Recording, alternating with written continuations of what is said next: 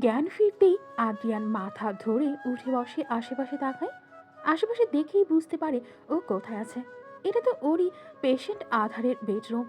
ও বিছানার বাম পাশের দেয়ালে লাগানো ডিজিটাল ঘড়ির দিকে তাকিয়ে দেখে 12টা 23 বাজে। রাস্তার স্ট্রিট ল্যাম্পের আলো বারান্দায় পড়ছে। রুমে আলোর পরিমাণ কম। ওই আলোতেই বুঝতে পারছে এটা আধারের বেডরুম। এই ঘরে বিগত 1 বছরে ওর বহুবার আশা লেগেছে। মেয়েটাকে কিছুটা সুস্থ ভেবে অ্যাসাইলাম থেকে 1 বছর আগে ছাড়িয়ে এনেছে আদ্রিয়ান।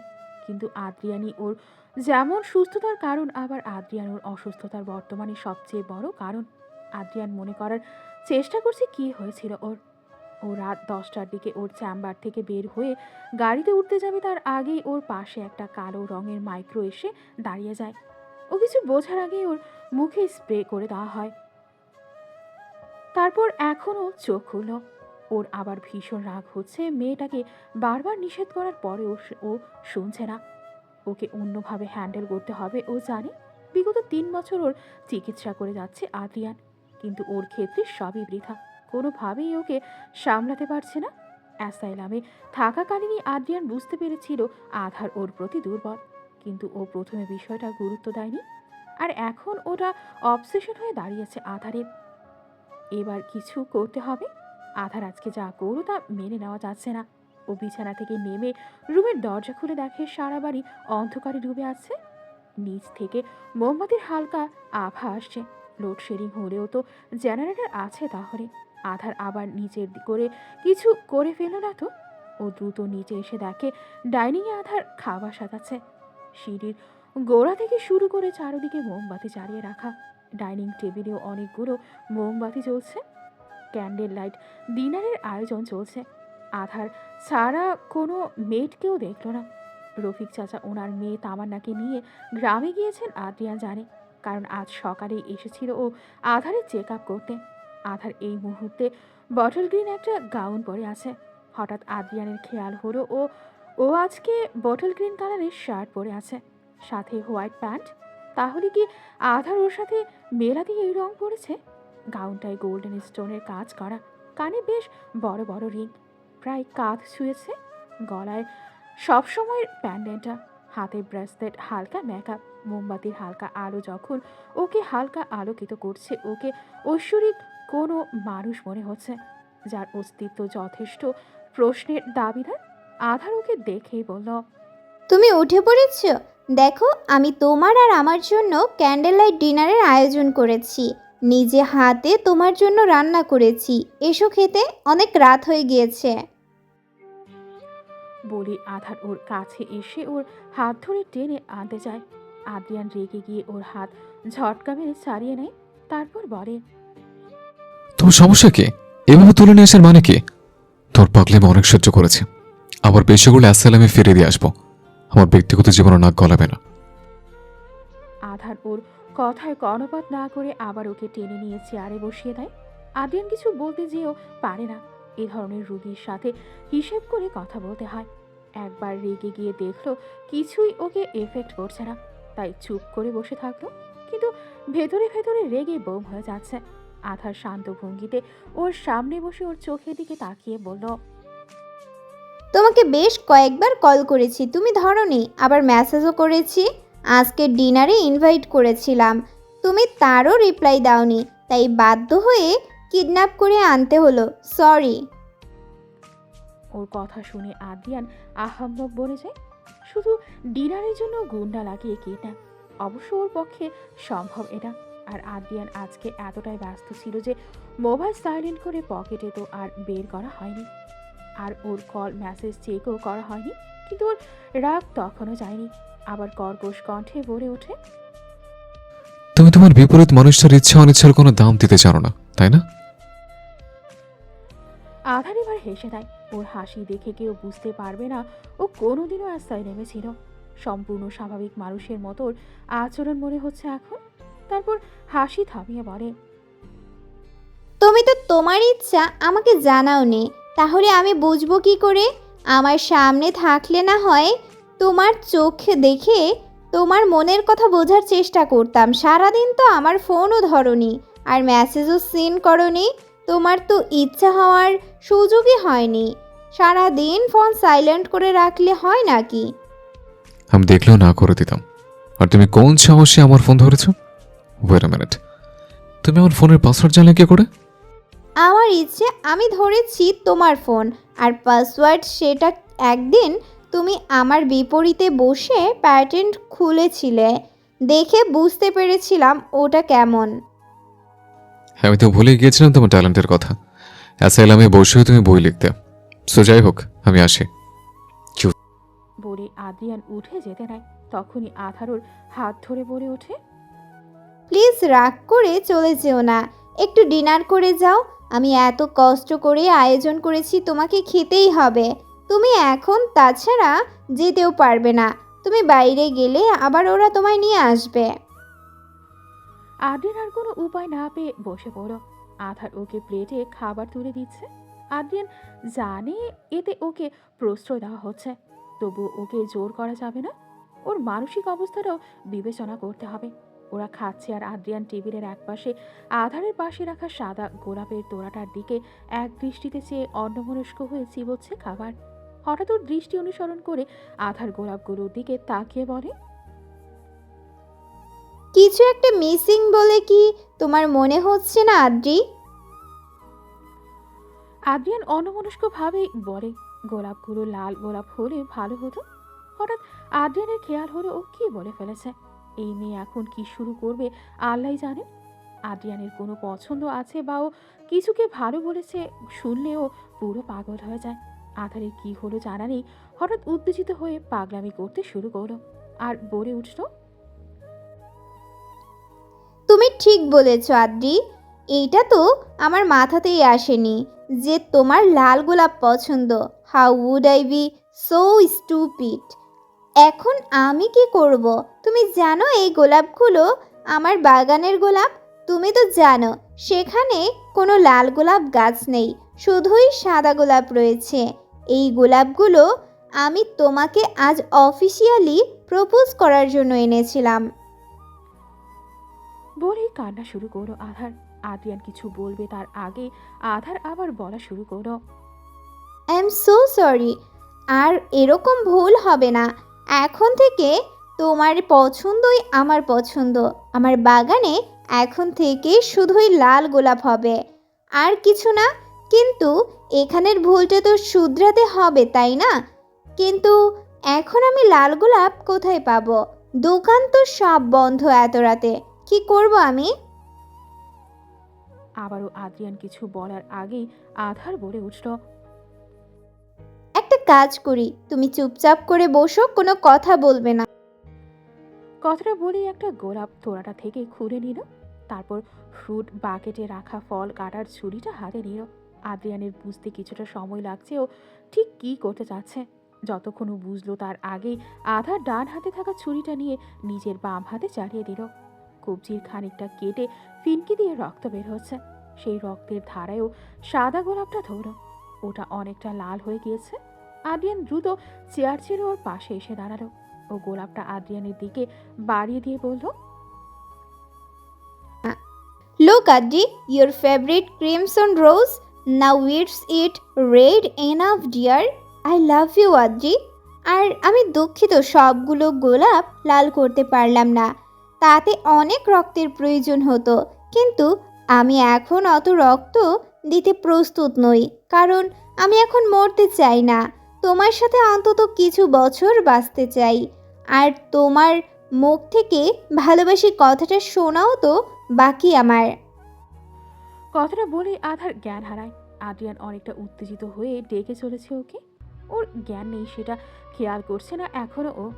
ওকে বকছে, ওকে রীতিমতো। ইউ সাইকো গার্ল, কি করেছোটা কি? এরকম পাগলামি কেন করেছো? তুমি তো যথেষ্ট সুস্থ, তাহলে কেন করেছো? এরপর আধার পড়ে যেতে নিলেই আদ্রিয়ান ওকে তাড়াতাড়ি ধরে ফেলল।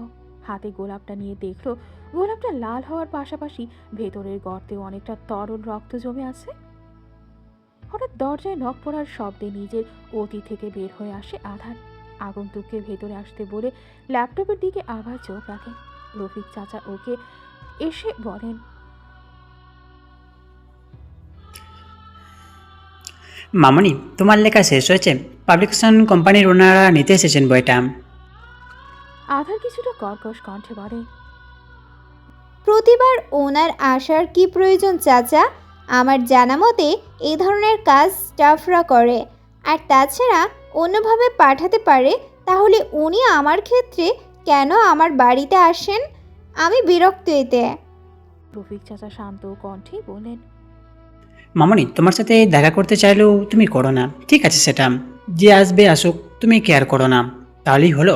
আর অন্যভাবে পাঠালে যদি লিক হয়, তোমার বেস্ট সেলার বই, সবাই অধীর আগ্রহে অপেক্ষা করে, তাই হ্যাক হওয়াটাও অস্বাভাবিক না, তাই না? তা তোমার লেখা শেষ হলেই পেন ড্রাইভটা দাও, তাহলে উনি তাড়াতাড়ি বিদায় হবেন। ওনার কথা শুনে আধারও সেটা ভেবে দেখল ঠিক। ও বইটার শেষে দ্য এন্ড লিখে পেনড্রাইভে সেভ করে চাচার হাতে তুলে দিল ওর নেক্সট বই, দ্য ব্ল্যাক সোয়ান সিরিজের ষষ্ঠ পর্ব। এটা থ্রিলার ধর্মী, যেটা বিগত 2 বছর ধরে বেস্ট সেলার হয়ে আসছে। তার আগে ওর অনেক বই বেস্ট সেলার হয়েছে। এরপর চাচাকে বলল মর্জিনা খালাকে বসতে বলতে ওকে কফি দিতে। চাচা চলে গেলেন নিচে, যে ওর জন্য কফি দিতে বলে রিয়ানের কাছে পেন ড্রাইভটা ওর হাতে দেয়। রিয়ান আকবর, আর পাবলিশার্সের ওনার বয়স 25 থেকে 26-এর মধ্যে। ওর হাতে পেন ড্রাইভ দিতে ও চাচার দিকে তাকিয়ে বলল, আজও দেখা পাবো না তাহলে? চাচা একরাশ হতাশা নিয়ে বলেন। না। তারপর বেরিয়ে যায় রিয়ান। চাচা একটা দীর্ঘশ্বাস ফেলে ওর যাওয়ার দিকে তাকিয়ে থাকে। ও চলে গেলে নিজের ঘরে যায়। আধারের ফোনে একটা কল আসে, সেটা দেখে ওর মুখে হাসি ফুটে ওঠে। স্ক্রিনে সুন্দর করে আরিশবা নামটা ফুটে উঠেছে। ও কল রিসিভ করে মিষ্টি সুরে বলল, এবার বেশ তাড়াতাড়ি আমাকে মনে পড়েছে দেখছি। ওপাশ থেকেও মিষ্টি কণ্ঠেই জবাব আসে। হ্যাঁ, তা তো আমি তো তাও মনে করি, তুমি তো তাও করো না। বিগত 1 সপ্তাহ একটাও ফোন করেছো তুমি? না তো। অভিমানী সুরে আরিশবা বলে ওঠে। তাহলেই বোঝো। আচ্ছা, এখন বলো কেমন আছো? এই নিঃস্ব জীবন যেমন কাটে, আমি তো ছোট থেকেই এতে অনেকটা অভ্যস্ত। তোমার খবর বলো। তোমার স্বার্থপর ভাই কেমন রয়েছে? সে যাই হোক, আগে শোনো, আমার আরেকটা বই শেষ করলাম সবে। এখন কিছুদিন ছুটি কাটাবো, দেশে আসো, একসাথে কোথাও বেড়াতে যাই। আচ্ছা, আসবো। আমাকে 1 সপ্তাহ সময় দাও, দেখো আমি হাজির। রাখছি, এখন আমার ক্লাস আছে। আচ্ছা, আমিও রাখছি, মাথা ধরেছে খুব, কফি খেয়ে শাওয়ার নিব। বলে ফোন কেটে দেয়। পরপরই মর্জিনা খালা ওকে কফি দিয়ে যায়। ও কফিটা হাতে নিয়ে স্টাডি রুমের স্বচ্ছ কাচের ওয়ালটার কাছে গিয়ে দাঁড়িয়ে বাগানটার দিকে তাকালো। লাল গোলাপে ভরে আছে বাগানটা। ও কফিটা ডান হাতে ধরে বাম হাত দিয়ে ফোন টিপছিল। হঠাৎ সেই কাটা জায়গায় চোখ পড়ে ওর। ওর মনে হচ্ছে কেন আবারও ওর অতীতের কথা মনে পড়ল। প্রতিটা বই লেখা শেষেই ওর মনে পড়ে যতদিন আদ্রিয়ান ওর পাশে ছিল। ওর লেখা শেষ হতেই দ্য এন্ড লেখার আগেই ও কেড়ে নিয়ে পড়া শুরু করত। অনেক বইও পাবলিশ করেনি, সেগুলো আদ্রিয়ান অনেক আগ্রহ নিয়েই পড়ত। অবশ্য কখনো খারাপ লেখা হয়েছে বলে প্রকাশ করেনি তারা, এমনি ইচ্ছা হয়নি তাই করেনি। এখনও একটা বই লেখা শেষ করেই ওকে মিস করে অনেক বেশি। ও খুবই রহস্যময়ী লেখিকা। সারা দেশে এমনকি দেশের বাইরেও ওর বই পাঠক চাহিদার ঊর্ধ্বে থাকলেও কেউ ওর ব্যক্তিগত জীবন সম্পর্কে বিশেষ কিছু জানে না। পাঠকদের মনে কৌতূহল থাকলেও কখনো তা প্রকাশ করেনি। হয়তো অ্যাসাইলাম ফেরত পাগল জানলে সবাই ঘৃণা করবে অথবা সিম্পেথি দেখাবে।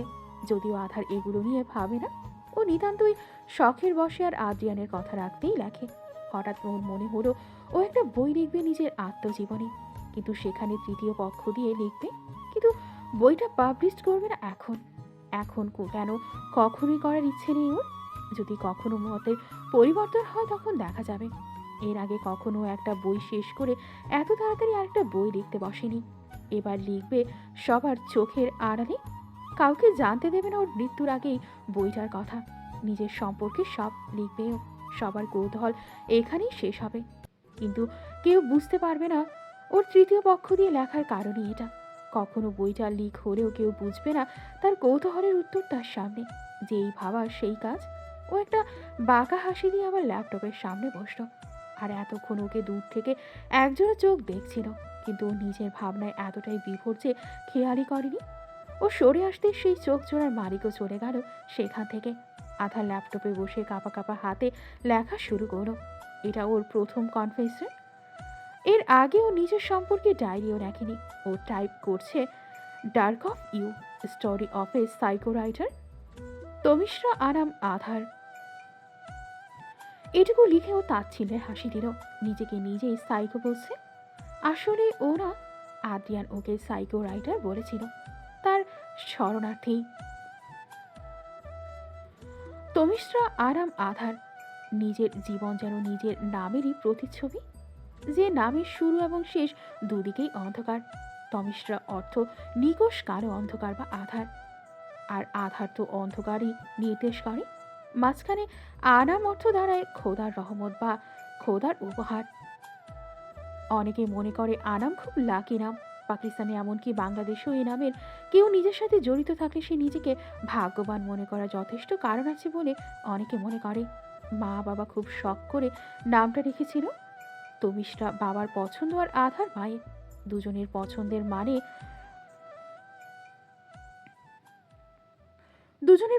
মানে এক হলেও নাম দুটো খুব ভালো লাগে আধারের। দুজনের কাছে আল্লাহ তাআলার দেওয়া উপহারই মনে করতো ওকে। কিন্তু লাকি নামটা দুদিকের অন্ধকারের ভেতরেই যেন হারিয়ে গিয়েছে। পছন্দের খাতিরে নামটা রাখা হলেও বাবা মায়ের সবসময় নির্দেশ ছিল নিজের নামের বিপরীত কিছু করতে হবে আধারকে। নিজের নাম যতবার মনে করবে ততবারই চেষ্টা করবে এর বিরুদ্ধে যেতে, যাতে মানুষ অন্যভাবে ব্যাখ্যা করে আধারকে দিয়ে যে আধার আছে বলে আলোর অস্তিত্ব উপলব্ধি করা যায়।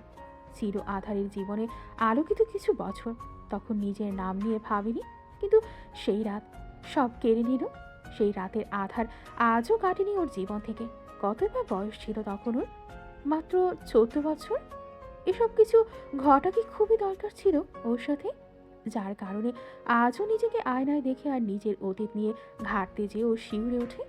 যার জন্য ও আজ অ্যাসাইলামে ছিল কিছু বছর। ও নিজে কি এসবের জন্য দায়ী?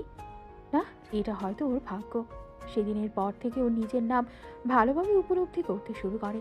বাবা মা চেয়েছিলেন প্রফেশনাল জীবনে মানুষের মাঝে যেন আধার মানবতার আলো ছড়ায়, কিন্তু সেদিন কেউ ওর প্রতি মানবতা কি দেখিয়েছিল? মানবতার কি চরম রূপই না সেদিন দেখেছিল? না, একমাত্র রফিক চাচা, মেহরিন চাচি আর তামান্না আপু ছাড়া কেউ দেখায়নি। একজন শত চেষ্টা করেও দেখতে পারেনি। সে ইরানি, আধারের বেস্ট ফ্রেন্ড। আদ্রিয়ান এসেছিল অনেক পরে, এসে একটা মশাল হাতে ধরিয়ে দিয়েছিল, কিন্তু আফসোস রাতটা কাটার আগেই নিভে গিয়েছে সেটা। কিন্তু আদ্রিয়ানের মাধ্যমেও এখন নিজের আরও একটা বেস্ট ফ্রেন্ড আরিশবাকে পেয়েছে। আধার আলো জ্বালিয়েছে। মানবতা না হোক, নিজেকে প্রফেশনালি প্রতিষ্ঠিত করাও তো এক প্রকার আলো জ্বালানো। সবাই ওকে এখন চেনে, কিন্তু ওর পার্সোনাল লাইফ সেটা তো সেই নিজের নামেরই অনুরূপ। নিজের জীবন সম্পর্কে লিখতে বসেছিল আধার, এক অর্থে অটোবায়োগ্রাফি, কিন্তু অন্যভাবে। কিন্তু সে বইয়ের নাম লিখে আর এগোতে পারছে না। ও স্থির হয়ে ল্যাপটপের স্ক্রিনের দিকে তাকিয়ে আছে। কভার পেজটা থেকে নেমে যখনই লেখা শুরু করবে তখনই ওর অতীত মনে পড়ে গেল। অবশ্য অতীত নিয়েই তো লিখবে, কিন্তু ও ভেবে লিখতে বসেছিল না যে আবার মনে করতে হবে। এখন মনে পড়তেও বারবার শিউরে উঠছে। ও তো এই স্মৃতিগুলো থেকেই পালাতে চাইতো। আদ্রিয়ান নিজে ওকে ভুলতে সাহায্য করত, কিন্তু এখন দেখো, আগের বিভীষিকার সাথে সাথে নিজেও আরো ভয়ঙ্কর কিছু স্মৃতি দিয়ে গিয়েছে। ও মনে করতেই হাইপার হয়ে যাচ্ছে। নিজের হাতের তালু থেকে শুরু করে সমস্ত শরীর ঘামতে শুরু করেছে। কয়েকজনের চেহারা আর কণ্ঠস্বর মনে পড়তেই ঘৃণায় শরীর রি রি করে উঠছে। সাথে সাথে মুখটাও বিকৃত হয়ে যাচ্ছে। ও বুঝতে পারছে ওর হৃদস্পন্দনের হার বেড়ে গিয়েছে। ও আর নিতে পারছে না। ল্যাপটপটা এবার জোরে ছুঁড়ে মারে মেঝেতে। এখন নিজেকেই বোকা মনে হচ্ছে। নিজেই সিদ্ধান্ত নিয়েছে লেখার, আবার নিজের ওপরে রাগ হচ্ছে। ও জোরে জোরে শ্বাস নিয়ে নিজেকে সংযত করার চেষ্টা করছে। রকিং চেয়ারটায় শরীরটা এলিয়ে দিল। চোখ বন্ধ করে কপালে হাত রেখে 2 ফোঁটা চোখের পানি ফেলল। এদিকে রফিক চাচা, মর্জিনা খালা কিছু পড়ার শব্দ পেয়ে বুঝে গিয়েছে আধারের কালো অতীত ওকে আবার কষ্ট দিচ্ছে। কিন্তু ওদের এখন কিছু করার নেই। আধার এদিকে চোখ বন্ধ করে ভাবতে ভাবতে ঘুমিয়ে পড়েছিল। কারো মিষ্টি করে ডাকার শব্দে ঘুম থেকে উঠল। ও জানে না কতক্ষণ ঘুমিয়েছে। ও সামনে তাকিয়ে দেখে তামান্না দাঁড়িয়ে আছে। তার কোলে তামান্নার 1 বছরের মেয়ে তাহারিন।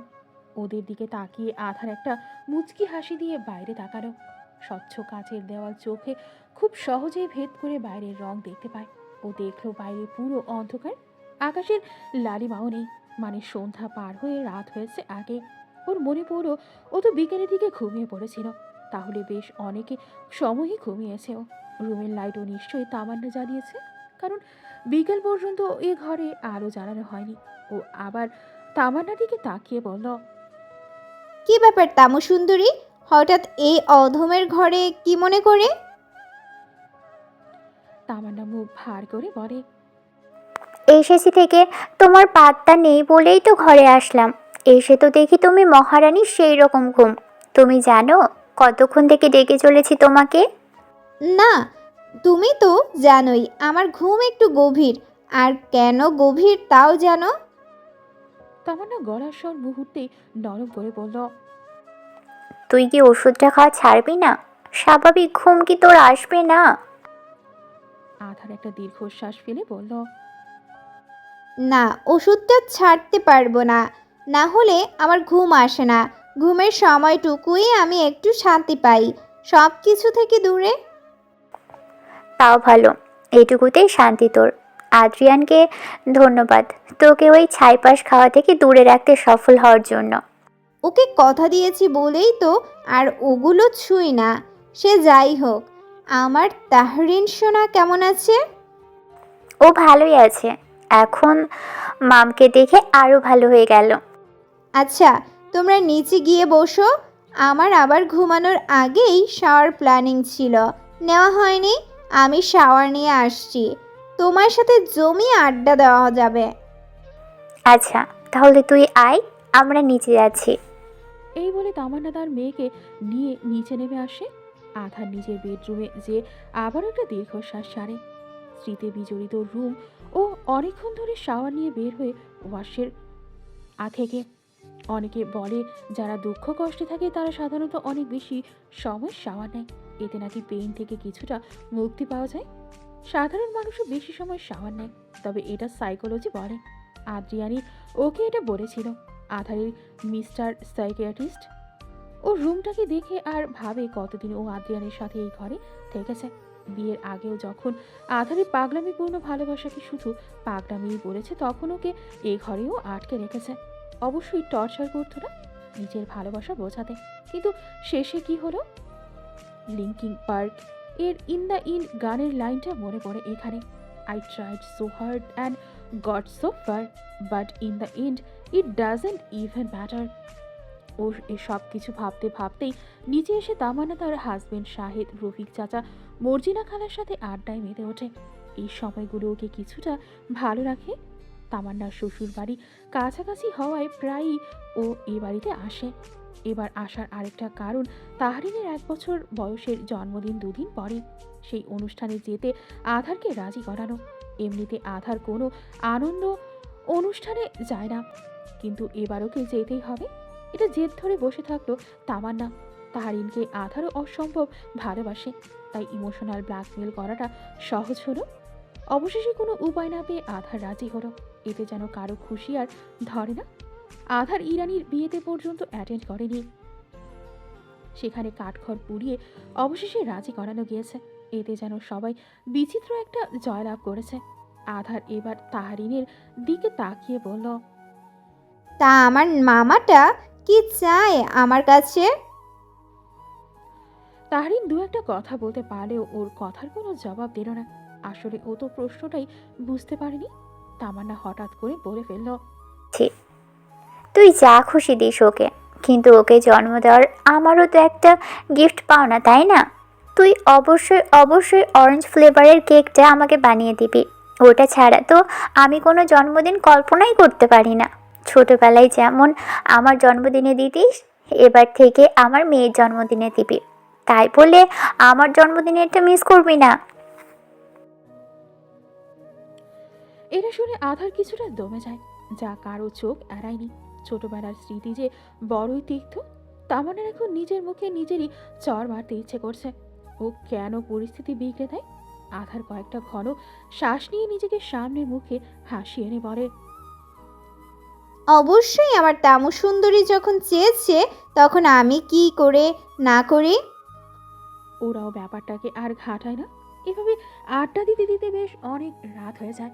তারপর সবাই ডিনার করে নেয়। ডিনার শেষে তামান্নারা চলে যায় নিজেদের বাড়ি। রাতে থাকতে বললেও থাকে না। আধারে ঘুম আসছে না। এমনিতেই রাতে মেডিসিন না নিলে ঘুম আসে না। তার উপর আজকে বিকালে অতটা ঘুমিয়েছে ও। ও উঠে ব্যালকনিতে যেয়ে দেখে আজ আমাবস্যা। স্ট্রিট ল্যাম্পের আলোটা এসে ব্যালকনিতে পড়ছে। ওর ব্লু কালারের নাইট গাউনটায় সোডিয়াম আলোতে আসল রঙে দেখা যাচ্ছে। তবে আবছার গাউনটা এখান থেকেও দেখা যায়। লাল গোলাপগুলো গাছের মাথায় মৃদু বাতাসে দুলছে। One more sleepless night has been already added to my life calendar. আনমনে এই কথাটা আওড়ালো আধার। ও আজকে আর মেডিসিন নেবে না। আমাবস্যা হলে অন্ধকার নিঃসঙ্গ নিস্তব্ধতায় পরিপূর্ণ প্রকৃতিকে উপভোগ করে। ও রুম থেকে মোবাইলটা এনে কানে ইয়ারফোন গুঁজে রকিং চেয়ারে আরাম করে বসে ব্রেকিং বেঞ্জামিন এর ডার্ক অফ ইউ গানটা চালিয়ে শুনছে। খুবই লো সাউন্ডে। গানটি কিছুটা রক ঘরনার, তাই সাউন্ড কমিয়ে দেয় ও। তবু ওর গানটা ভালো লাগে। গানটা শেষ হলেও নিজের নতুন গল্পের প্লট ভাবতে লাগলো। প্রকৃতিতে রাত শেষ হয়ে ভোর হচ্ছে। ফজরের আজান কানে যেতেও উঠে নামাজ আদায় করে নিল। তারপর কিচেনে গিয়ে উষ্ণ গরম পানিতে মধু আর লেবু মিশিয়ে খেয়ে কিছুক্ষণ বাড়ির ভেতর থেকে ছাদে হাঁটাচলা করল। তারপর আবার কিচেনে গিয়ে কফি বানিয়ে বাগানে গিয়ে দোলনায় বসে খেলো আর গোলাপগুলো দেখতে লাগলো। ও যেন এই গোলাপগুলোর মধ্যেই আদ্রিয়ানকে খুঁজে পায়। আরও অনেক কাজেই পায়। তবে সকালেও এখানে সময় কাটাতে পছন্দ করে। এবার কিছু সময় বিরতি নিয়ে মর্নিং ওয়াকে বের হলো। প্রায় আধা ঘন্টা পরও ফিরে এসে বাড়িতে থাকে। যাকে দেখলো তাতে ওর মেজাজ মারাত্মক চড়ে গেল। আধার বাড়ি ফিরে দেখতে পায় রিয়ান লিভিং রুমে ডিভানের উপর বেশ আরাম করে বসে আছে। সামনে চা আর কিছু হালকা নাস্তা রাখা, কিন্তু ও সেটা ছুঁয়েও দেখছে না। রফিক চাচার সাথে অনবরত গল্প করে যাচ্ছে। আধারের ওকে দেখে মেজাজ মহাশূন্যে চলে গিয়েছে। এই ছেলেটা ওকে স্কুল লাইফ থেকে জ্বালিয়ে খেলো। আদ্রিয়ান থাকা অবস্থায় আর জীবনের কালো অধ্যায়ের মুহূর্তে শুধু অনুপস্থিত ছিল। আবার আদ্রিয়ানের অনুপস্থিতিতে এসে হাজির। ও দেখে ওদের পাশ কাটিয়ে ডাইনিং টেবিলের কাছে গিয়ে গ্লাসে পানি ঢেলে খেলো। ও টেবিলের দিকে তাকাতেই দেখলো বেশ কয়েকটি মিষ্টির প্যাকেট। ওর মিষ্টি পছন্দ না, আর কোথায় কি হলো তাতেও কিছু আসে যায় না। তাই এত সকালে মিষ্টি কোথা থেকে আসলো সে কৌতূহল আর হলো না। দোতলায় ওঠার সিঁড়ি ডাইনিং আর লিভিংয়ের মাঝখানে। ও যখনই উঠতে যাবে তখনই রফিক চাচা ওকে ডাক দিল। ও পেছন ফিরতেই রফিক চাচা বলে উঠলেন, আধার দেখো রিয়ান, একটা নতুন দৈনিক পত্রিকা চালু করছে, তাই মিষ্টি নিয়ে এসেছে।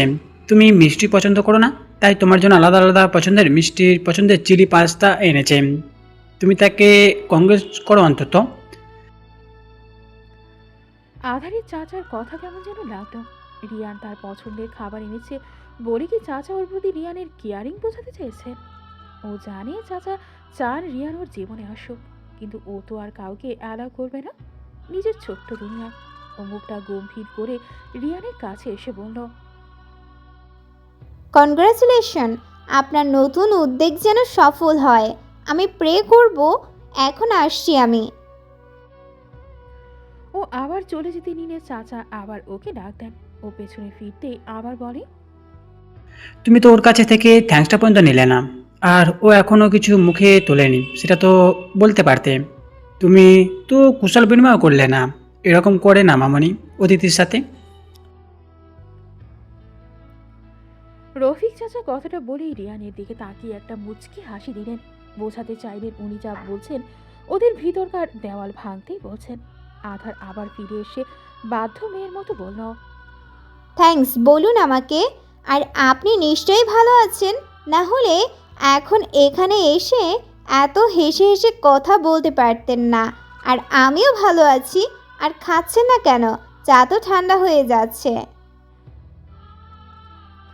এই বলে আধার চায়ের কাপটা তুলে রিয়ানের হাতে দিল। রিয়ানও নিয়ে নিল। ও ও তো বলেছিল যেদিনও বলবে সেদিন এ বাড়িতে খাবে। আজ আধার নিজে হাতে দিচ্ছে, ও তাই দেরি না করে সাথে সাথে নিয়ে নিল। আর এদিকে ওর একসাথে নিজে নিজেই সব বলায় ওরা হতাশ। একে বোঝানো যাবে না। আধার এত বেখেয়ালি জীবনযাপন করে যে ওর বই প্রকাশের পরও কখনো খোঁজও নেয় না এ ব্যাপারে। কেউ এর ক্রেডিট নিজে নিলেও ওর সেদিকে খেয়াল নেই। ও তো নিজের ভাবনায় ছোট্ট দুনিয়ায় বন্দি থাকতে পছন্দ করে সব সময়। রিয়ান হাতে কাপটা নিয়ে আধারকে ধন্যবাদ বলে। আধার শুধু মাথা নেড়ে সেটা গ্রহণ করে। ও চলে আসতে গেলে রিয়ান তাড়াতাড়ি উঠে ওর সামনে এসে দাঁড়িয়ে ওর কানের কাছে মুখ নিয়ে কিছু বলতে চায়। আধার নিজের মাথাটা একটু সরিয়ে নেয়।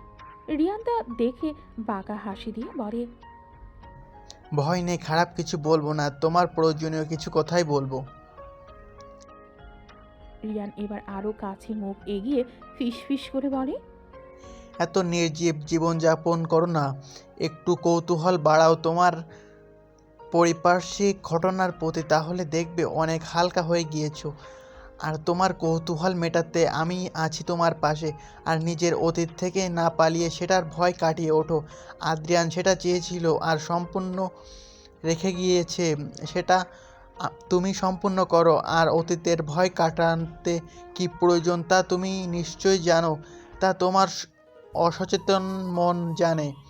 শুধু একটু সাহস নিয়ে উপলব্ধি করো। রিয়ানের কথাগুলো আধারের কাছে অস্পষ্ট। ও বুঝতে পারছে না সবটা। ও প্রশ্ন করতে যাবে তার আগে ওকে ইশারায় থামিয়ে দিয়ে রিয়ান ফিস ফিস করে আবার বলে, এখন কিছু বলো না, পরে কল করে আমি বলবো। আধার আর কিছু না বলে নিজের ঘরে চলে আসে। ওদিকে চাচা রিয়ানকে প্রশ্ন করে ও কি বলেছে আধারকে, কিন্তু রিয়ান অন্য কিছু বলে ম্যানেজ করে নেয়। চা ঠান্ডা হয়ে যাওয়ায় মর্জিনা খালা অপরে আরেক কাপ চা নিয়ে আসে। রিয়ান আজকে খায়। আধার রুমে এসে খুব অস্থির হয়ে যায়। রিয়ান কি বলল? আদ্রিয়ানের অসম্পূর্ণ কাজ মানে কি? ও তো জানে না। রিয়ান কি জানে ওকে জানতেই হবে। আর ওর পারস্পরিক ঘটনাকে প্রশ্নবিদ্ধ করারই বা কারণ কি? ওর মাথায় যন্ত্রণা হচ্ছে। ও ক্ষিপ্র পায় স্টাডি রুমে চলে যায়। টেবিলের ড্রয়ার থেকে আদ্রিয়ানের ডায়েরিটা বের করে। এখানে আদ্রিয়ান তার দিনলিপি লিখত। ওকে তখনও ভালো না বাসতে ওর অনেক কথা এখানে লেখা আছে। আদ্রিয়ানের প্রফেশনাল লাইফ শুরু থেকে আধার জীবনের অংশ হয়ে ওঠে। ডায়েরিতে লেখা ভাষ্য মতে আধার প্রথম থেকেই পেশেন্ট হিসাবে অনেক কৌতূহলপূর্ণ, কিন্তু অদ্ভুত বিষয় আদ্রিয়ান ওকে ব্যালকনি থেকে ধাক্কা দেওয়ার দিন থেকে কিছু লেখা নেই এই ডায়েরিতে। তাই ওর কোমায় থাকা দিনগুলোতে আদ্রিয়ানের অনুভূতি শুধু ওর মুখে শুনেছে। লেখাগুলো পড়ে এখন আর অনুভব করতে পারে না। আর না এই ডায়েরিতে আরিশবা সম্পর্কে কিছু লেখা আছে। আবার আধারের অ্যাসাইলাম থেকে ফেরার পর ওর সাথে অতিরিক্ত পাগলামির কোনো কথা এখানে উল্লেখ নেই। কিন্তু প্রথম অ্যাসাইলামে থাকাকালীন যখন আধার ওকে ভয় পেত, তখনকার প্রতিটা কথা আর আস্তে আস্তে ওর সাথে সহজ হওয়ার কথা এখানে রয়েছে। বাদামি চামড়ার কভারের একটা ডায়েরি, যার অর্ধেকটার রং কালো, মাঝখানে অর্ধ বৃত্তাকার ভাবে দুটো রং আলাদা করা। ও ডায়েরিটা হাতে তুলে নিয়ে গিয়েছে নিজের কৌতূহলের কথা। বরং এখন ওর অতীতের কিছু মিষ্টি স্মৃতি মনে পড়ছে। ও ডায়েরিটা হাতে স্টাডি রুম থেকে বের হয়ে নিজের বেডরুমের ব্যালকনিতে এসে রকিং চেয়ারটায় বসে পড়ল। ডায়েরিটা করে রেখে বাগানের দিকে তাকানো। এখন আকাশটা ঘন কালো মেঘে ঢেকে আছে। সূর্য ঢাকা পড়েছে। পাখিরা ব্যস্ত হয়ে ওড়াউড়ি করছে। গাছের পাতাগুলো বাতাসে কেঁপে কেঁপে উঠছে। হালকা ঠান্ডা বাতাস বয়ে চলেছে। এই ধরনের পরিবেশ আধারের কাছে অনেক ভালো লাগে, যদিও এখন ভালো লাগা মন্দ লাগার অনুভূতি ওকে ভাবায় না। অনুভূতিগুলো চাপা পড়ে গিয়েছে। তবুও এই প্রকৃতিকে ওর মনে হয় কত আপন।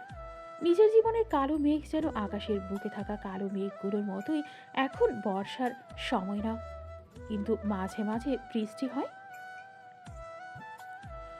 ওদের বাড়িটা শহর থেকে অনেকটা দূরে এক মফস্বল এলাকায়। আধারের বাবা এই বাড়িটা করেছিলেন ওনার রিটায়ারমেন্টের পরে নিরিবিলি থাকবেন বলে। উনি শহরের কোলাহল খুব একটা পছন্দ করতেন না। আবার নিজের চাকরিটাও তো ছিল বদলি, তাই সবসময় জীবদ্দশায় দেশের বিভিন্ন জেলায় ঘুরেছেন। কিন্তু শেষ জীবনে একটা স্থায়ী আবাস হিসেবে এই এলাকাতেই একটা বাড়ি বানিয়েছিলেন। হায় আফসোস, উনি আর ওনার স্ত্রী এ বাড়িতে একটা রাতও কাটাতে পারলেন না। মাঝে মাঝে ভাগ্য খুব বেশি কঠোর রূপে ধরা দেয় কারো কারো কাছে।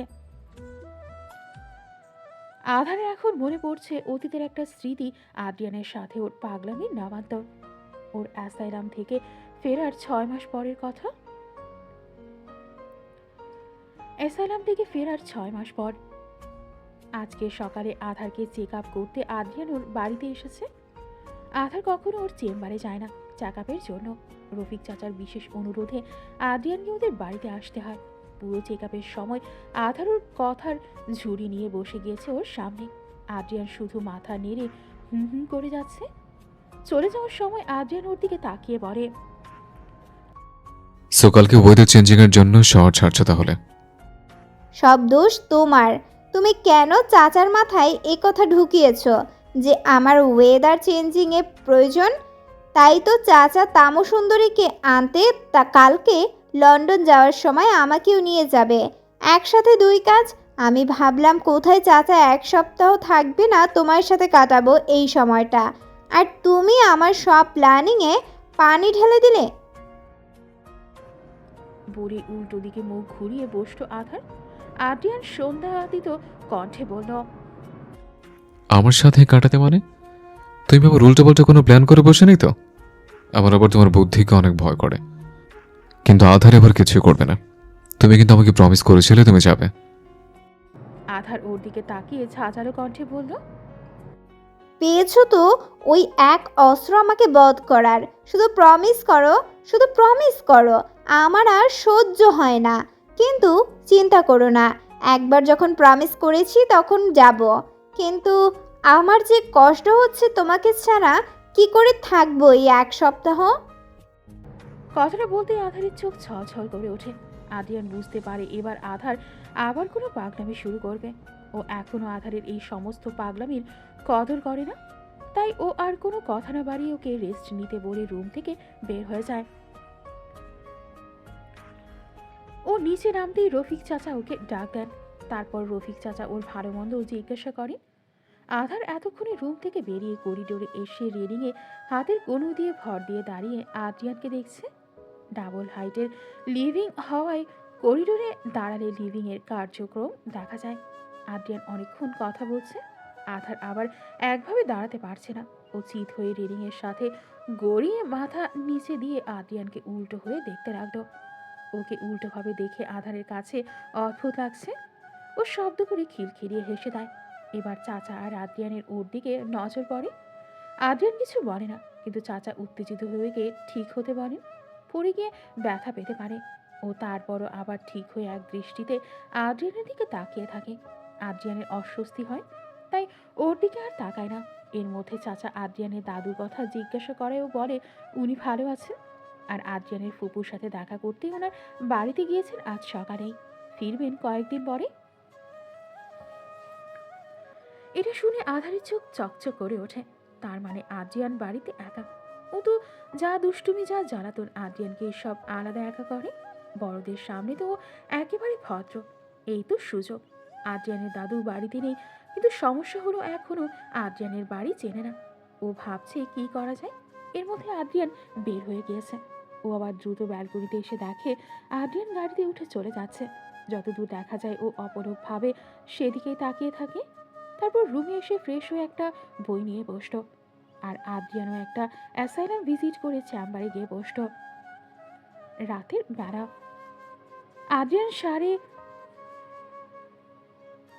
আদ্রিয়ান রাত 8:30টার দিকে চেম্বার থেকে বের হয়ে সবই গাড়ি স্টার্ট দিবে, ঠিক তখনই ওর পাশের সিটের দরজা খুলে কেউ এসে বসলো ওর পাশে। ও সেদিকে তাকিয়ে দেখতে পেল আধার ওর পাশে এসে বসেছে। এই সময় ওকে এখানে দেখতে পেয়ে আদ্রিয়ান অবাক হয়ে যায়। আধারের দিকে তাকিয়ে প্রশ্ন করে, কি ব্যাপার, তুমি এখানে কেন? আধার শান্ত কণ্ঠে বলে, তোমার সাথে আমার বাড়িতে যাব, তাই আমার ইচ্ছা। তুমি নেমে যাও। আর চাচা তোমাকে কিছু বলেনি? বাড়ি ফিরে যাও। না, নামবো না। আমার চাচা বোধ হয় টের পায়নি এখনো আমি বাড়িতে নেই। কাউকে বলে আসিনি। আর এই রাতের বেলা আমাকে নামতে বলতে তুমি পারো না। তা কি করবো আমি এখন? তুমি বাড়ি না ফেলে কি হবে জানো? যা হবার হোক, আমি এখন তোমার সাথে তোমার বাড়িতে যাব মানে যাব, করব। এভাবে দুজনের বেশ অনেকক্ষণ কথা হওয়ার পরে আদ্রিয়ান হার মেনে নিয়ে আধারকে ওদের বাড়িতে নিয়ে যায়। বাড়িটা আদ্রিয়ানের চেম্বার থেকে বেশি দূরে না। আধার ওদের বাড়িতে এসে বেশ অবাক হয়। বাড়িটা নতুন মডেলের হলেও ভেতরের আসবাবপত্র প্রায় সবই পুরনো ধাঁচের কাঠের। বাড়িতে মাত্র 2 জন থাকে। ভাবতেই অদ্ভুত লাগে। সকালে একজন এসে রান্না করে দিয়ে যায়, আর 2-1 জন এসে ঘর বাড়ি পরিষ্কার করে দিয়ে যায়। আদ্রিয়ান আধারকে লিভিংয়ে সোফার উপর বসিয়ে দিয়ে নিজে ফ্রেশ হতে যায়। আধার কি আর বসে থাকা ব্যক্তি? ও পুরো বাড়ি ঘুরে দেখতে থাকে। ও আদ্রিয়ানের দাঁড়িয়ে স্টাডি রুমে এসে একটা ওয়ালে অনেকগুলো ছবি দেখতে পায়। ছবিগুলোর কাছে এগিয়ে যেতে একটা ফ্যামিলি ফটো দেখে, যেখানে আদ্রিয়ানের দাদু আর ওনার স্ত্রী মাঝখানে দুটো চেয়ারে বসা, আর তাদের ঘিরে আছে তাদের 5 সন্তান। কিশোর বয়স থেকে তাদের যুবক বয়স পর্যন্ত। 2 জন কন্যা আর 3 জন পুত্র ওনার। এই ছবিটা অনেক পুরনো, হয়তো ওনার কোনো সন্তানের তখন বিয়েও হয়নি। আরও অনেক ছবি ছিল চারপাশে। এর মধ্যে কিশোর আদ্রিয়ানের সাথে ওর দাদু আর একটা বাচ্চা মেয়ে এবং ওর বাবাকে দেখে আধার থমকে যায়। আদ্রিয়ানের বাবাকে ওর খুব চেনা চেনা লাগছে, কিন্তু কিছুতেই মনে পড়ছে না। খুব চেষ্টা করছে ও মনে করার, কিন্তু ওর মনেই পড়ল না। এদিকে আদ্রিয়ান লিভিং এসে আধারকে খুঁজতে থাকে। ও খুঁজতে খুঁজতে স্টাডির সামনে এসে দেখে আধার মাথা চাপ দিয়ে ধরে দাঁড়িয়ে আছে। ও কয়েকবার নাম ধরে ডাকতো আধারের, কিন্তু কোনো রেসপন্স না পাওয়ায় বুঝতে পারে কিছু সমস্যা হয়েছে। ও ছুটে ওর কাছে গিয়ে জিজ্ঞেস করে কি হয়েছে, কিন্তু কোনো উত্তর না পেয়ে ও ঘাবড়ে যায়। আধারকে ধরে ডাইনিংয়ে একটা চেয়ারে বসিয়ে পানি দেয় খেতে। আধার কোনো কথা না বলে গ্লাসটা নিয়ে একেবারে সম্পূর্ণ খালি পানি খেয়ে নেয়। তারপর একটু ভালো বোধ করেও আদ্রিয়ানের দিকে তাকিয়ে একটা মুচকি হাসি দেয়। এখন আবার ওর কৌতূহল দমে গিয়েছে। আদ্রিয়ানকে ওর জন্য চিন্তায় পড়তে দেখে আর কিছু জিজ্ঞাসা করতে ইচ্ছে করলো না। এদের দুজনের কেউই কারো অতীত এখনো জানে না, আর কেউ জানতে চেয়েও কারো পুরনো ক্ষত আবার জাগিয়ে তুলতে চায় না। আদ্রিয়ান প্রথম প্রথম খুব চেষ্টা করেছে জানার ওর চিকিৎসা স্বার্থে, কিন্তু যখন দেখলো সেটা মনে করানো ছাড়াই ওকে সুস্থ করতে পারবে, তখন আর জানতে চায়নি। আর আধার ওর তো আদ্রিয়ানকে কাছে বেড়ে আশেপাশে কি ঘটলো কিছুই মনে করার প্রয়োজন পড়ে না। আদ্রিয়ান আবার জিজ্ঞেস করলো কি হয়েছিল। আধার বলল তেমন কিছু না, এমনি একটু অসুস্থ বোধ করছিল। আদ্রিয়ান আর কথা না বাড়িয়ে খাবার সার্ভ করে। ওদের ডাইনিং টেবিলটাও মজবুত কাঠের, অনেকটা লম্বা আয়তাকার, প্রায় 14 সিটের তো হবেই। এত বড় ডাইনিং টেবিলের রহস্য জানতে আধার জিজ্ঞাসা করেই বসে আদ্রিয়ানকে। দাদুর কোনো সন্তানের বিয়ের আগে তো পরিবারের সদস্য সংখ্যা 7 জন ছিল, আর দাদুর কোনো ভাইকেও তো দেখলো না ছবিতে। আদ্রিয়ানের উত্তর ছিল ওর দাদুর ইচ্ছা ছিল সন্তানদের বাদ দিয়ে আর তার নাতি নাতনির সংখ্যা এতগুলো হবে, আর তাদের সাথেই উনি এখানে বসে খাবেন। কিন্তু একমাত্র আদ্রিয়ানের বাবা আর একজন ফুফু ছাড়া বাকি সবাই বাইরের দেশে সেটেল। আদ্রিয়ানও লন্ডনে পড়াশোনা করত। ওর কিশোর বয়স থেকেও সেখানে ডাক্তারি পাশ করে দেশে এসেছে। দাদু একা থাকে তাই। আদ্রিয়ান টেবিলের এক মাথায় বসেছে আর আধারকে আরেক মাথায় বসিয়েছে। আধারের এতে বেশ রাগ হলো। ও আবার এটা জিজ্ঞাসা করতেই আদ্রিয়ান বলল আধার রাতে খাওয়ার সময় ডিস্টার্ব না করে তাই। এদিকে আধার আবদার জুড়ে দিয়ে বসলো তাকে খাইয়ে দিতে হবে, এই জন্যই আদ্রিয়ান ওর পাশে বসেনি। আধার উঠে ওর পাশে চেয়ারে বসতে গেলে আদ্রিয়ান ওকে ওর পাশের চেয়ারে বসতে মানা করে। আধার তাই না খেয়ে বসে আছে, আর আদ্রিয়ান ওর দিকে না তাকিয়ে খেয়েই যাচ্ছে, আর হাতে মোবাইল নিয়ে কিছু দেখছে। আধার আর নিতে পারে না। ও খাবারটা সরিয়ে টেবিলের উপর উঠে মাছ থেকে হেঁটে আদ্রিয়ানের কাছে আসতে লাগলো। আদ্রিয়ান তখনও দেখেনি টেবিলের ঠিক মাঝ বরাবর ওপরে একটা ঝাড়বাতি। আধারের সমস্ত ধ্যান আদ্রিয়ানের দিকে, আর ঝাড়বাতিটা যে ওর হাইট অনুযায়ী একটু নিচু হয়ে যায় তা ও খেয়াল করেনি। ও হাঁটতে হাঁটতে সেখানে পৌঁছাতেই ঝাড়টার সাথে কপালে একটা ধাক্কা খায়। হঠাৎ খুব বেশি ব্যথা পায়নি, তবুও আদ্রিয়ানের অ্যাটেনশন পেতে আহ বলে একটু মৃদু চিৎকার দিয়ে ওঠে। আদ্রিয়ান এবার ওর দিকে তাকায়। ওকে এভাবে দেখে কিছুটা হতভম্ব হয়ে যায়, কিন্তু ওকে বেশি সিম্পিতি দেখালে হিতে বিপরীত হতে পারে। তাই আদ্রিয়ান শান্ত কণ্ঠে বলে, আমাদের মেনতি মাসের ঝাড়টা পরিষ্কার করতে নিচে টেবিলের উপরে বেশ লম্বা একটা টুল লাগে, আর তুমি কপালে বাড়ি খেলে সেখানে। আধার এতে অনেক রেগে যায়। কোথায় ব্যথা পেয়েছে বলে ওকে একটু সিম্পিতি দেবে তার জায়গায় ওকে কিভাবে এভাবে বলছে। কিন্তু ওই বা কম কিসে, ও নিজেও শান্ত কণ্ঠে বলল, অবশ্যই 5 feet 5 inch. I think it's enough for a girl. তোমার মিনতি মাসি তো মনে হয় 5 ফিটও হবে না। আমি ব্যথা পেয়েছি। কোথায় তুমি একটু এগিয়ে আসবে তা না করে আমার হাইট হিসাব করছো এখন। এই নাকি তুমি ডাক্তার? ও হ্যালো, আমাকে বলো না তুমি এতটুকুতে ব্যথা পেয়েছো। এর থেকে অনেক বেশি ব্যথা তুমি নিজেকে নিচে দাও। এখন চুপচাপ খেয়ে নাও। আমি চাচাকে কল করছি, উনি গাড়ি পাঠিয়ে দেবেন তোমার জন্য। আধার এতক্ষণ যেখানে দাঁড়িয়ে ব্যথা পেয়েছিল সেখানে দাঁড়িয়েই কথা বলছিল। এবার দ্রুত বাকি পথটুকু পেরিয়ে আদ্রিয়ানের কাছে এসে হাঁটু গেড়ে টেবিলের ওপর বসেই বলল, আমি তোমার সাথে যাব, তুমি পৌঁছে দিবে আমায়। আমি ড্রাইভারের সাথে যাব না। দেখো, আবার জেদ করো না। যেটা বলছিস শোনো। তোমার বাড়ি অনেক দূরে, তোমাকে দিয়ে আসতে অনেক রাত হয়ে যাবে আমার। আমি কিছু জানি না। যা হবার হোক, তুমি আমায় বাড়িতে দিয়ে আসবে। না হলে তুমি জানো আমি কি করতে পারি। আর এখন আমাকে খাইয়ে দাও। আধার, এরকম কেন করছো তুমি বলো তো? আর আমি তোমাকে খাওয়াতে পারবো না। নিজ হাতে খাও, প্রয়োজন আমার প্লেট থেকে তুলে খাও, তবুও নিজে খাও। তুমি গেস্টের সাথে এরকম আচরণ করো? মানছো তাহলে তুমি গেস্ট?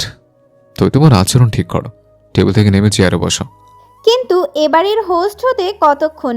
আমাকে খাইয়ে দিবে কিনা বলো। আদ্রিয়ান শক্ত কণ্ঠে বলল, না বলেছি তো, তোমার হাত তো ঠিক আছে, তাহলে নিজে খেতে সমস্যা কি? তাহলে আমার সুস্থ হাতই আমাদের ভালোবাসার মধ্যে বাধা, তাই না? ঠিক আছে, তাহলে আমি তো আমাদের ভালোবাসার মধ্যে কোনো বাধা মানব না। এই হাত ঠিক থাকবে না। এটা বলেই আধার টেবিল থেকে দ্রুত নেমে লিভিং রুমে ছুটে গেল। আদ্রিয়ান বুঝতে পেরেছে কি হতে পারে, তাই ও নিজেও আধারের পেছনে পেছনে ছুটল। আধার নিজের ব্যাগটা হাতে নিয়ে সেখান থেকে একটা ছুরি বের করে ডান হাতে বসাতে যাবে, তখনই আদ্রিয়ান ওকে থামালো। তার সাথে বাম হাত দিয়ে ওকে একটা চড় মারল। ওর হাত থেকে ছুরিটা কেড়ে নিল। এবার আধার বলে এসেছিল ও ওর হাত সুস্থ রাখবে না, তাই আদ্রিয়ান বুঝতে পেরেছিল কি হতে পারে। আদ্রিয়ান ছুরিটা দূরে ছুঁড়ে ফেলে রিয়াকি গলায় বলল, তোমার কি সমস্যা আমি তো সেটাই বুঝতে পারি না আধার। সবসময় নিজেকে তো আঘাত কেন করো? এত রক্তপাত ভালো লাগে কেন তোমার? কিছু একটু তোমার মন মতো না হলে নিজেকে আঘাত করো। দেখো আধার, তোমাকে আগেও বলেছে, এখনো বলছে, আমাকে বিশ্বাস করতে দিও না যে আমি তোমার ব্যাপারে ভুল সিদ্ধান্ত নিয়েছি। তোমাকে রিহাব থেকে ছাড়ানোটা আমার ভুল ছিল, এটা যেন আমাকে মনে করতে না হয়। আদ্রিয়ান কথাগুলো বলার পর আধারের দিকে তাকিয়ে দেখেও কাঁদছে। আদ্রিয়ানের বেশ খারাপ লাগছে এতে। ও তো জানে ওর মানসিক অবস্থার কথা, শুধু তো ওকে খাইয়ে দিতেই বলেছিল। আদ্রিয়ান নিজের জেদ রাখতে তা করতে চায়নি, কিন্তু ওকে তো বুঝতে হবে সবার ক্ষেত্রে এটা দেখানো ঠিক না। আদ্রিয়ান আবার জিজ্ঞেস করে, তোমার কি হয়েছে? এরকম কেন করো আধার? হচ্ছে প্রবলেম?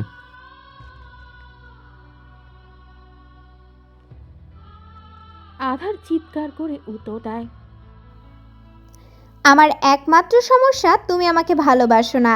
তুমি আমার ফিলিংসটা বুঝো না। তুমি জানতে চাও আমি কেন নিজেকে আঘাত করি, কিন্তু কেন কেন জানতে চাও বলো? তুমি তো উত্তরটা জানো। আমি আমার আর তোমার ভালোবাসার মধ্যে কোনো বাধা আসতে দিব না। তোমার জীবনে আমি ছাড়া কেউ আসবে না। তোমার আমাকে খাইয়ে দেওয়ার একমাত্র বাধা আমার এই সুস্থ হাত, এটা থাকবে না। আর রক্তপাত কেন পছন্দ, এটা ছাড়া তৎক্ষণাৎ কোনো উপায় আমার জানা নেই। কি করব বলো? আমার আর তোমার মধ্যে যদি কেউ কখনো আসে, আমি তাকে সরিয়ে দিতে যা খুশি করতে পারি। আধার আবার চিৎকার করে কেঁদে দেয়।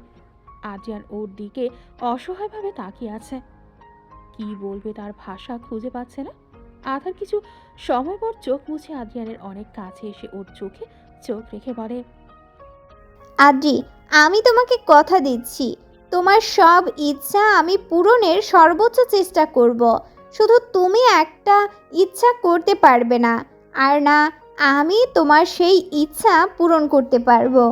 আর ইচ্ছা বলছি কেন, এ কথা মাথায় আনাও তোমার জন্য এখন থেকে নিষিদ্ধ। আর তা হলো আমাকে ছেড়ে যাওয়া। তোমার শেষ নিঃশ্বাস অবধি তুমি আমাকে ছাড়া আর কাউকে চিন্তা করবে না। আর না, আমি তোমাকে এ অনুমতি দিব।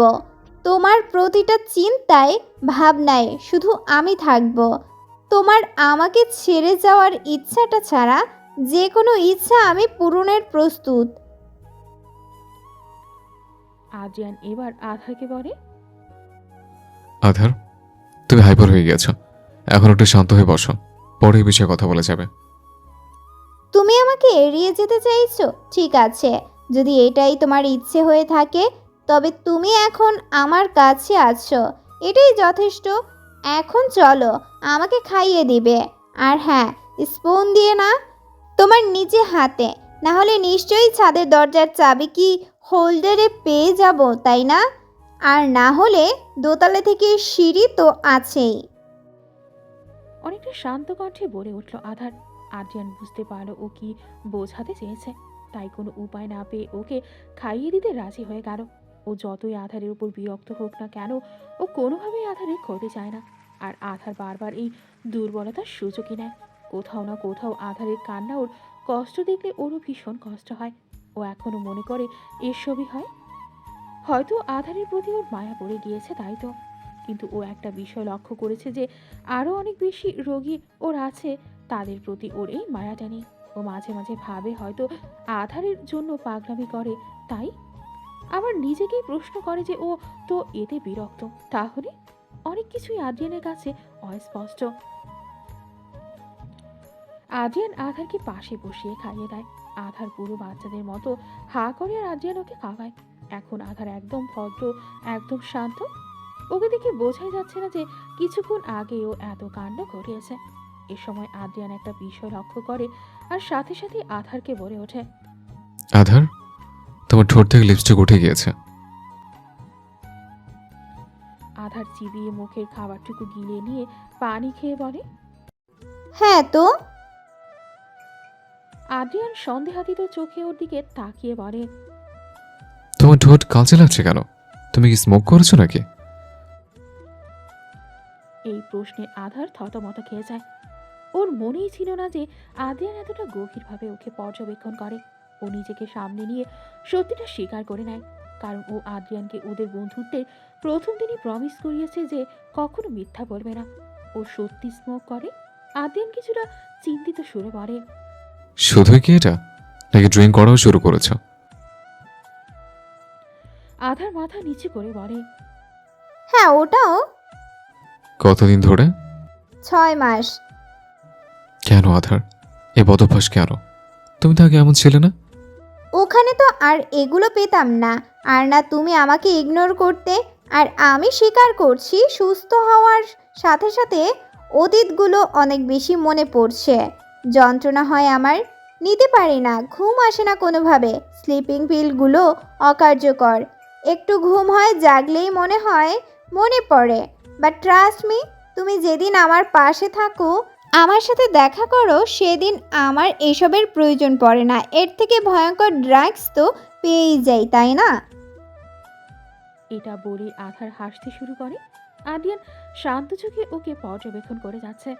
আধারের এই হাসি বলে দিচ্ছে ও কতটা ভয়ানক যন্ত্রণার মধ্যে দিয়ে যাচ্ছে। ওর হাসি অনেক বেশি উজ্জ্বল। কথায় আছে, saddest people smile the brightest. আর আদ্রিয়ান যতবারই আধারকে হাসতে দেখে ওর সেটাই মনে পড়ে। আধার ওকে তাকিয়ে থাকতে দেখে ওর দিকে তাকিয়ে বলে, আমাকে দেখা কি শেষ হয়েছে? তুমি নিশ্চয়ই আমার হাসির কারণ নিয়ে দ্বিধায় পড়ে গিয়েছো। আদ্রিয়ান ওর কথা শুনে কিছুটা বিব্রত বোধ করে। মেয়েটা এত বোঝে কেন? ওর বিব্রত হওয়া মুখ দেখে আধার আরও জোরে হেসে দেয়। আদ্রিয়ান আবার নিশ্চুপ হয়ে ওকে দেখে। আধার হাসি থামলে বলে, আদ্রি, তোমাকে আজকে আমার একটা কথা বলতে ইচ্ছে করছে, আমি বলি? হুম। You know, Adri, behind my smile is a hurting heart. Behind my laugh, I am feeling a part.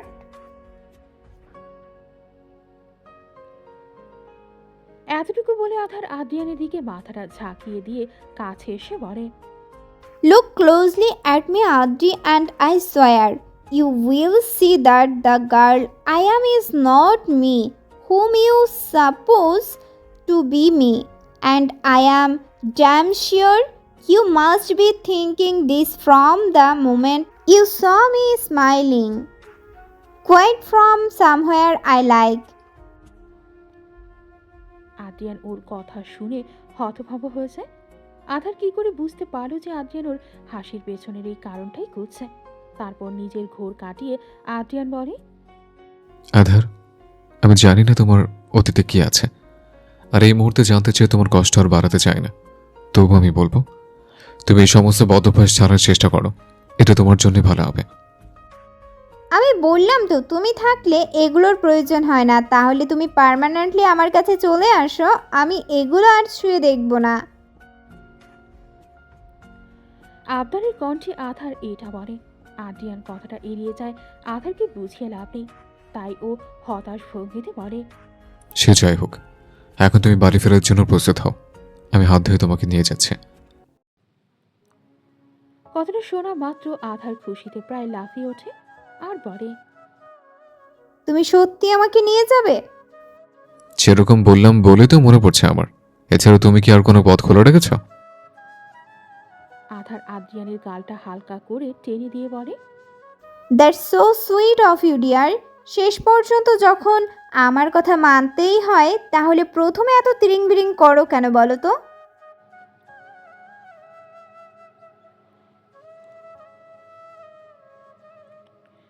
Adrian কিছু না বলে উঠে চলে যায় হাত ধুতে। এই প্রশ্নের ও কি উত্তর দেবে? আধার লিভিংয়ে এসে ওর ব্যাগ নিয়ে প্রস্তুত বের হতে। প্রায় রাত 10:30 বাজে। আদ্রিয়ান ড্রাইভ করছে আর আধার ওর পাশের সিটে বসে ওর কাঁধে মাথা রেখে সামনে তাকিয়ে আছে। প্রথমে আদ্রিয়ান কয়েকবার হাত ছাড়া দিয়ে ওকে উঠতে ইঙ্গিত করলেও কোনো লাভ হয়নি। এতে ওর ড্রাইভ করতে একটু অসুবিধা হলেও ফাঁকা রাস্তা বলে খুব সমস্যা হচ্ছে না। হঠাৎ আধার প্রশ্ন করে ওঠে, আচ্ছা আদ্রি, তোমাকে একটা প্রশ্ন জিজ্ঞাসা করি। হুম। তোমার বাবা কি করতেন? মানে উনি জীবদশায় কোন পেশায় সাথে জড়িত ছিলেন? হঠাৎ এই প্রশ্ন? ঠিক আছে, তোমার কোনো সমস্যা থাকলে উত্তর দিতে হবে না। তা না, আসলে তুমি তো আমার সম্পর্কে কিছু জিজ্ঞেস করো না, তাই। এখন জানতে ইচ্ছে করছে, বলবে আমায়? উনি একজন জার্নালিস্ট ছিলেন। আচ্ছা। আধারের মনে পড়েছে ও কিভাবে আদ্রিয়ানের বাবাকে চেনে। মনে পড়ার অনেক কষ্ট হচ্ছে। হয়তো আদ্রিয়ানের কৈশোর নষ্ট হওয়ার জন্য ওই দায়ী, হয়তো না। ও সেদিন মারা গেলেও হয়তো আদ্রিয়ানের বাবা একইভাবে কাজ করে যেত। ও এটা ভেবেই একটা দীর্ঘশ্বাস ফেলল। আধার কৌতূহল দমিয়ে রাখতে পারল না এবার। ওর এত চেনা জানা কাছের একজনের কথা এতদিন পর জানতে পারল। এখন তো ওকে ওনার পরিণতি জানতেই হবে। যদিও আধার কয়েকবারই ওনার সাথে দেখা করেছে, তবুও ওর দুঃসময় উনি একজন ছিলেন যিনি ওকে ভুল না বুঝে সাহায্য করতে চেয়েছিলেন। আধার আবার জিজ্ঞাসা করে আদ্রিয়ানকে, ওনার কি হয়েছিল আদ্রিয়ান? 6 বছর আগে ওনাকে প্রথমে একটা অদ্ভুত কেসে অনেক বেশি ইনভলভড হয়ে যাওয়ার কারণে ইউলো জার্নালিজমের দায়ে বহিষ্কার করা হয় সব জায়গা থেকে। এরপর ওনাকে খুন করা হয়? আদ্রিয়ানকে থামিয়ে আধার বলে ওঠে। আদ্রিয়ান এটা শুনে স্তব্ধ হয়ে যায়। ও একটা হার্ট ব্রেক করে। এতে আধার ওর কাঁধ থেকে ছিটকে গিয়ে সিট বেল্ট না থাকার কারণে সামনে মাথায় বাড়ি খেতে যায়। আদ্রিয়ান দ্রুত সামনে হাত দিয়ে ঠেকিয়ে দেয়। তারপর আধার ওর দিকে ফিরে বলে, তুমি কি করে জানলে? আধার একটা রহস্যময় হাসি দিয়ে সামনে রাস্তার দিকে তাকিয়ে বলে, আন্দাজ করেছি, কারণ উনি যে কেসের সাথে জড়িয়েছিলেন তাতে যারা যারা সেই সময়কার সবার চোখের আসামি বিপক্ষ ছিল তাদের জীবন এরকমভাবেই ইতি হয়েছে। কারো খুন তো কারো স্থান পাগলাগারদে, তো কারো স্থান খ্যাতি ধ্বংস হয়ে বিদেশে পালাতক। মানে তুমি কি কেসটা সম্পর্কে জানো? আর এসব কি পরিণতি? পাগলাগারতে সহান মানে সে কি কোনোভাবে তুমি? আর তুমি কিভাবে জানো এটা? তোমার এখন এত জানতে হবে না। আমার এগুলো ভাবতে ইচ্ছে করছে না এখন। লিভ ইট। আদ্রিয়ান আর কিছু না বলে আবার গাড়ি স্টার্ট দিল। এতদিনে যতটা চিনেছে ও আধারকে, তাতেও জানে একবার আধার না বললে কোনোভাবে বলানো যাবে না। ওকে এখন অনুরোধ করা মানে খামোখা নিজের এনার্জি লস। আধার আবার ওর কাঁধে মাথা রাখলো। কিছু সময় পর আবার বলল, আদ্রিয়ান, আমাকে ক্ষমা করো। আধারের কণ্ঠে অনুতাপ স্পষ্ট, তার সাথেও কাছে এটা বোঝা যাচ্ছে। আদ্রিয়ান অবাক হয়ে ওকে জিজ্ঞাসা করো, তুমি ক্ষমা কেন চাচ্ছ? কি করেছো তুমি? আমার জন্য হয়তো তোমার জীবন নষ্ট হয়ে গিয়েছে, তোমাকে হয়তো আমি এই প্রীতি স্নেহ থেকে বঞ্চিত করেছি। তুমি আমাকে ক্ষমা করে দাও। আর প্লিজ জিজ্ঞাসা করো না, আমি তোমাকে বলতে পারবো না এখন। আদ্রিয়ান কিছু না বলে ড্রাইভ করছে। ওর মনে এখন অনেক প্রশ্ন জমেছে। কিছু উত্তর পাওয়া এখন সম্ভব না, ও জানে। ওকে নিজেকেই খুঁজে বের করতে হবে। লন্ডন থেকে ফেরার পর থেকে ও এটাই খুঁজে যাচ্ছে। এখন উত্তর ওর সামনে থাকা সত্ত্বেও কিছু বলতে পারছে না। আধারের উপর ওর রাগ হচ্ছে। কেন ও এরকম? নিজেকে রহস্যের খাঁচায় বন্দি করে কি শান্তি পায় ও? ওর ভাবনার মাঝেই আধার বলল,